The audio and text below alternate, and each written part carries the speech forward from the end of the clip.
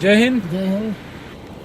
अभी हमारी team rescue प्रभारी राहुल तिवारी और मैं कैसर हुसैन जसपुर के इचकेला बरटोली जा रहे हैं। वहाँ से कॉल आया हुआ है कि नीचे घर सांप घुसा। नहीं ध्यान, एक बार मेरा भाई को काटा था सांप, तो अस्पताल बुलाया था आपको। अच्छा ध्यान नहीं आ रहा है। तो कौन सा सांप काटा था भैया इसको? क्या पता हो, आप ही बोले थे नदी में ढोड़िया उड़िया कुछ। अच्छा अच्छा, पानी वाला सांप। ये इसमें कुछ अजीब तरह का लगा, इसलिए आप लोग को फोन किया कि इसमें कोई सा भी लगे फोन कर लिया करिए।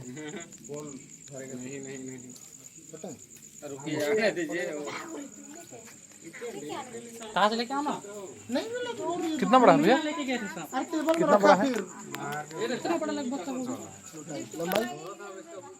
इतना लगभग। हाँ देखिए ना, ज्यादा बड़ा नहीं है। चलो उठाओ। भागो में दोनों तरफ से चलता है वाला। कहाँ पता दोनों तरफ से। कोई सांप दोनों तरफ से नहीं चलता है सर जी, वो अफवाह है।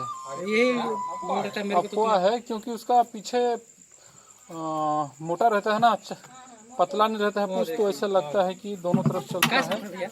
इसको सेंड बोआ बोलते हैं, सेंड बोआ बोलते हैं और मेंडली भी बोलते हैं स्थानीय नाम में। ये देखिए मुंह ये यहाँ से चलता है। पूछ तरफ कुछ दिख रहा है क्या? मुंह जैसे कुछ लग रहा है क्या? बस मोटा है इसलिए ऐसा लगता है कि इधर से चलता होगा। देखिए कहीं से कुछ है क्या? काटता है सांप। काटेगा, कहीं नहीं काटेगा, लेकिन जहर नहीं होता है। जहर नहीं होता। हाँ जहर नहीं होता। कुछ काट बोरा वोरा दे दीजिए। कुछ बोरा पकड़ो तो मैं नहीं कहता। एकदम खुरदरा लगता है ऊपर हिस्सा में। बोरा एक आटो बोरा दे दीजिए। हाँ। नीचे एकदम नरम लगता है, ऊपर खुरदुरा है। इससे मिलता जुलता भी एक सांप है जो बहुत जहरीला है ना, इसको छू लिए। तो सांप का ज्यादा पहचान नहीं है तो रिस्क मत उठाइएगा। मिलता जुलता कोई जहरीला भी होता है। तो मिलता जुलता लगभग इससे, मगर वो बहुत जहरीला होता है। जिसको इधर जाड़ा बोलते हैं। जाड़ा होता है।